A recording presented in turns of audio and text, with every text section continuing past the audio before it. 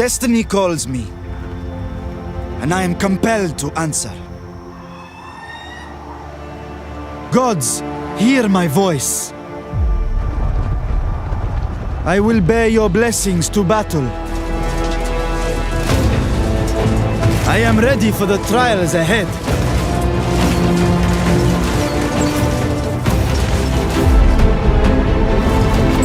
I am the rising dawn.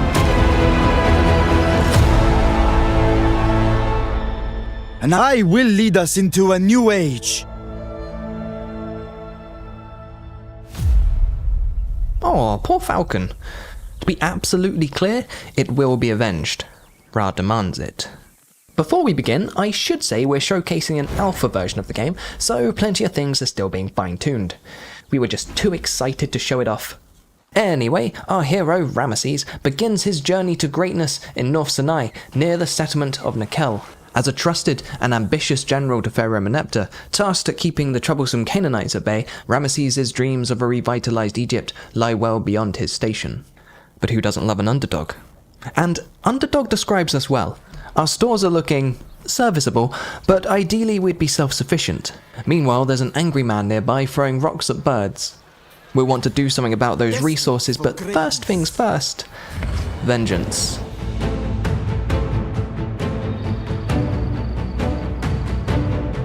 Ra's blessed us with a natural ridge, so we're going to use it to funnel our attackers into a kill box.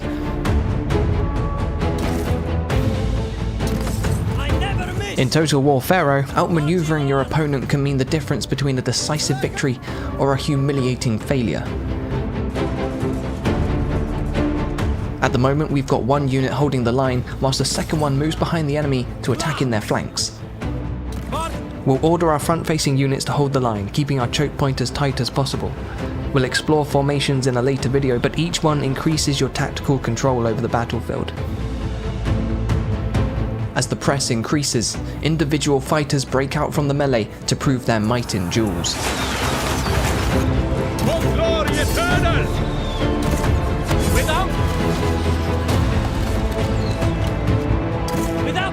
The ridge has given us the extra advantage we needed, and Sukkot breaks under a rain of arrows. Arrows away!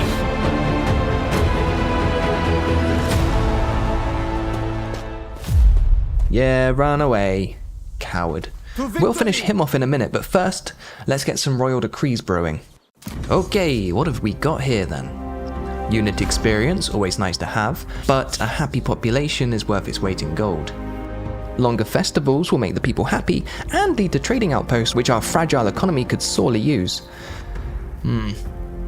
We'll also want to pick up increased food production and affinity with the forest. We can't really go wrong by prioritizing these four to begin with, so we'll explore the food route for now and scoop up the others as we go. We've started our sure-to-be legendary voyage into the field of reeds with 2 out of 4 of the settlements found in North Sinai. We only need Azuti and Sukkot to complete the set, but before we do, let's explore a traditional Egyptian pastime: building impressive things. Looks like our workforce is idling away in the blistering sun. Sorry friends, time to get to work. In the lands of Egypt and beyond, the workforce is a currency to always keep in mind. We'll need labourers to build our settlements, same as any other resource. For now, we'll construct a winery for the boons to happiness, resource production and workforce growth. We'll also build a water well, again mostly for the workforce growth. It's around 1200 BCE, and at this point in history, trade up and down the Mediterranean coast was bustling, if not mysteriously slowing down. Dreams of a trade empire are nice to have, but let's start small. Our immediate neighbours are willing to part with their hard-earned goods, and like any true would-be pharaoh, I'm only too eager to oblige them. Ramesses quite likes us, so we'll get some trade going with them shortly. Elsewhere, Seti would also be a worthwhile ally to pursue. It's not much, but we can spare to part with some wood in exchange for stone to get the heavy ball of diplomacy rolling. He's more than happy with 55, so let's be cheeky and see what we can squeeze him for. 68? Nope, bridge too far. 66? 65? Ah, there we go, nice. Minor trades all well and good, but if we want to expand, we'll need to become self-sufficient. Who's hoarding the goods? Timna has bronze, but I don't want to open us up to a war on 2 fronts so quickly. We'll do away with Sukkot first, then look at expanding west. For glory! Take them down!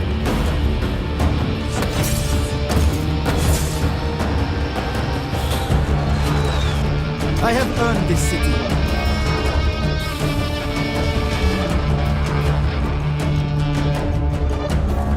Lumps! Soldiers, move!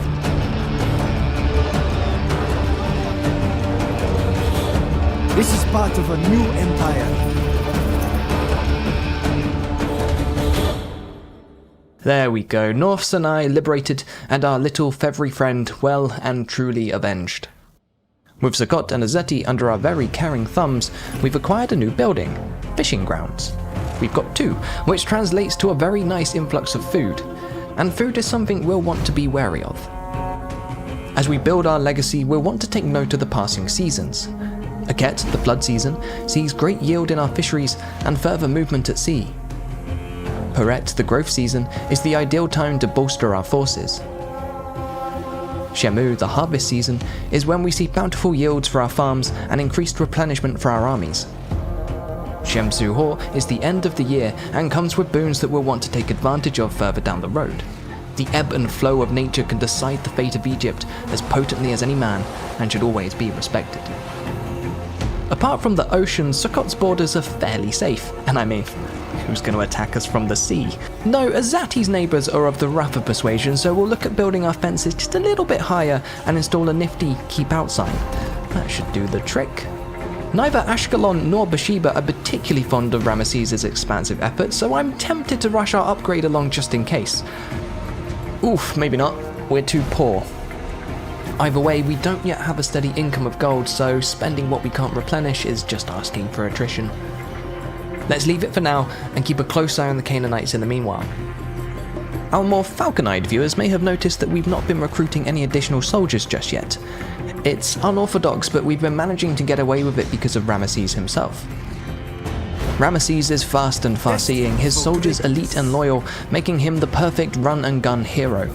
Because of this, we're not too worried about the edges of our expanding empire, knowing Ramesses can cover such large swaths of ground with ease. That means we can hold off constructing our military buildings until we've got a better foundation under us. Speaking of the military, we've delivered plenty of souls to Duat, ready for Anubis' judgment, and are all the wiser and stronger for it. We're getting a name for ourselves amongst our subjects, but it's up to us to mold Ramesses into the pharaoh we want him to be. Will he have presence, reducing the upkeep of his army? Will he have fortitude, ensuring his soldiers are always fighting fit? Or will he have ardor, ever pushing himself and his men to go further, faster? How we shape Ramesses unlocks titles with various boons. The higher our rank, the more slots are unlocked for a total of 4 concurrent titles at any one time. We already have enough competencies to apply the Shield of the Medjay title, which will increase the defense of our Medjay units amongst other effects. Going forward, we'll try to work towards love by the people for the added stability to the realm, and Merciless in his strides for the massive boon to campaign movement. Alrighty, let's become a bronze mogul. Sorry Timna, but I want your stuff. You may have been wondering what these little chaps are. To survive in the expansive and often volatile Egyptian terrain, we'll need to employ the use of outposts. These are structures like any other that armies can interact with to gain specific boons depending on what we choose to build. They also grant a positive, passive effect in the province, but can be costly and are often targeted by invading armies. Military outposts offer anything from replenishment to increased siege holdout for local armies and settlements. Administrative outposts can make us immune to desert attrition or increase our legitimacy. Economic outposts can bolster our resources produced in the outpost region. And finally, religious outposts relate to our chosen deity, but we'll talk about that in another video. Most outposts require technologies to unlock, and we're working towards the economic outpost at the moment. Should only be another 8 turns or so. For now, we've constructed an Egyptian fort close to our border with Hech, giving us additional security in the region and a strategic fallback point if things don't go too well. Witness, gods! Take them!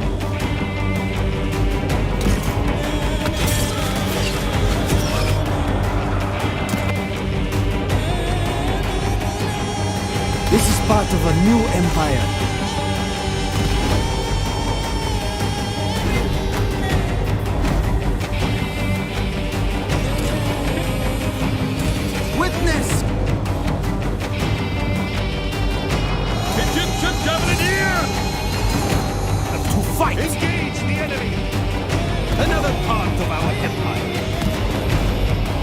beyond compare. Marching onwards. Hold on, let's pause there for a second. Hetch is a walled settlement, so we'll need a little more planning before the stabbing can commence. After all, we can't expect our men to charge at walls without at least building some ladders first.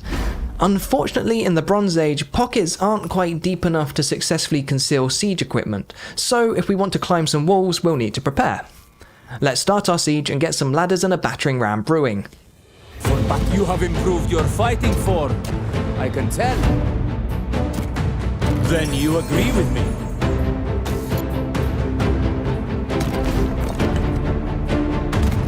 Witness, gods!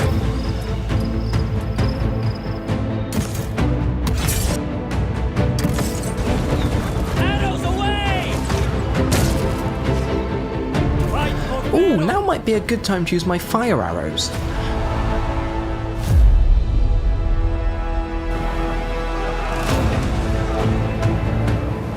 I don't really want to have to rebuild the city. Let's not use fire arrows. Yet. A sandstorm's blown in, rendering all archers less effective. It seems Hetch's fate will be decided in the melee.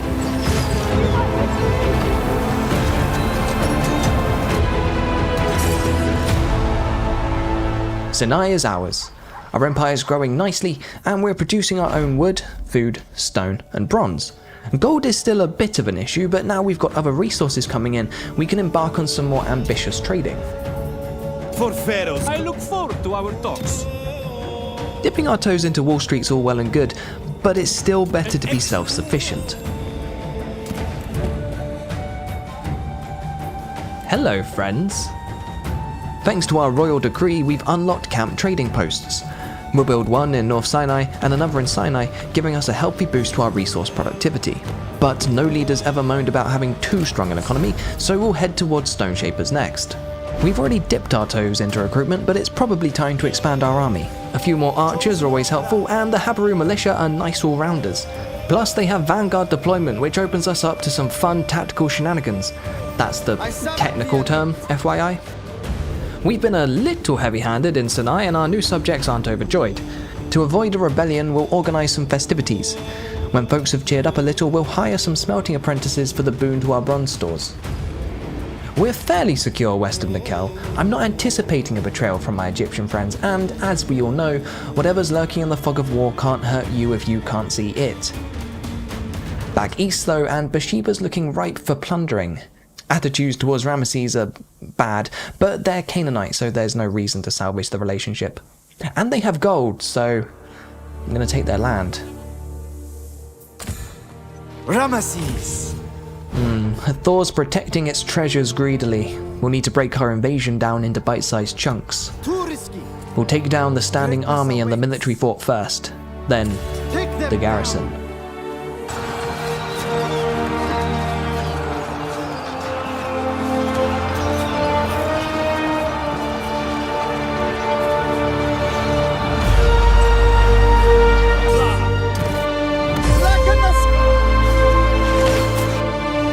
Outflanked and outgunned, our first victories come easy. With only Hathor's garrison to contend with, we'll begin building our siege engines. Okay.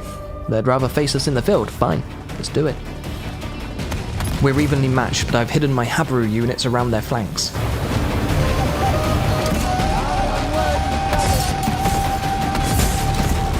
Our surprise was spotted, so we'll be a little late to the party. Unfortunately, it's meant the bulk of our army's a bit overwhelmed. Here they come, better late than never. Oh, whoops, our line discipline hasn't been quite up to scratch, and Ramesses is staring down some axemen. Best get running, lad.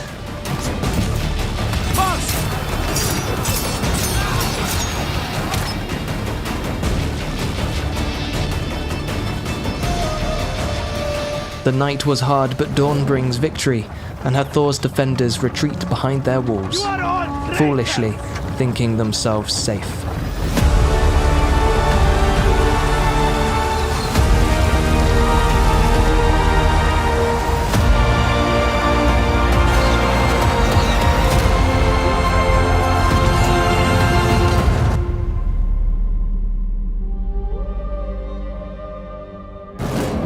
We've been forging our own path until now, but Egypt has fallen into unrest and civil war looms. In the chaos, Ramesses could achieve all his ambitions. To solidify our claim to the throne, we'll first need to occupy sacred Egyptian land. It would appear our empire is in need of expanding further still.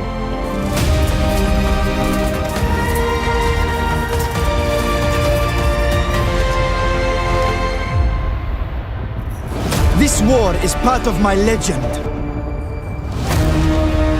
Victory is my destiny. Egypt deserves a new dynasty.